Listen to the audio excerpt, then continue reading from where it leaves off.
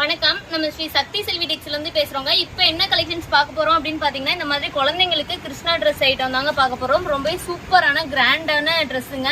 உங்களுக்கு இப்போ கிருஷ்ண ஜெயந்திக்கு வந்து பாத்தீங்கன்னா இந்த மாதிரி ட்ரெஸ் எல்லாமே குழந்தைங்களுக்கு வியர் பண்ணலாம்.